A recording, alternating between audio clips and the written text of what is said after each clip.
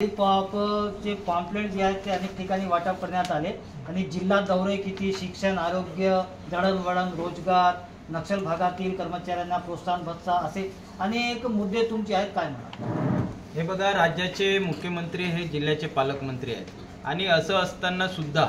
जिल्ह्यात सातत्यानं अनेक प्रश्न निर्माण झाले। आम्ही आज आबा आणि देवेंद्र फडणवीस साहेबांचा कार्यकाळ मागील 3 वर्षाचा आणि आबांचा कार्यकाळ जेव्हा काँग्रेस राष्ट्रवादीची सत्ता होती तेव्हा आबांनी या जिल्ह्यामध्ये पालकमंत्री म्हणून केलेल्या कामकाजाचा आम्ही सगळं तपशील या ठिकाणी आणलेला आहे, ज्याच्यामध्ये आरोग्याच्या दृष्टिकोनातून, शिक्षणाच्या दृष्टिकोनातून, सिंचनाच्या दृष्टिकोनातून, रस्ते दळणवळणाच्या साधनांच्या दृष्टिकोनातूून अशा अनेक विविध कामं आबाच्या काळामध्ये आपल्याला झालेले दिसतात आणि आजही आपण त्या ठिकाणी जाऊन बघितलं तर ते कार्यान्वित आहेत। परंतु मागील 3 वर्षापासून देवेंद्र फडणवीस साहेबांचं जर कार्यकाल बघितलं तर शिक्षणाच्या दृष्टिकोनातून कुठेही त्यांनी पुढाकार घेतला नाही, आरोग्यामध्ये कुठेही त्यांचा पुढाकार नाही, त्याच्यानंतर रस्ते असतील, रोजगार निर्मिती असेल, अशा अनेक ठिकाणी त्यांचं कुठेही स्थान आम्हाला दिसत नाही।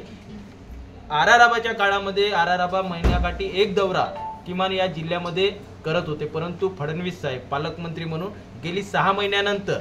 एकदा दौरा केला आणि उद्या त्यांच्या वाढदिवसानिमित्त एका प्रायव्हेट उद्योगपतीच्या कार्यक्रमाला ते येणार आहे। म्हणजे इथल्या सर्वसामान्य शेतकऱ्याच्या हिताचं कुठलंही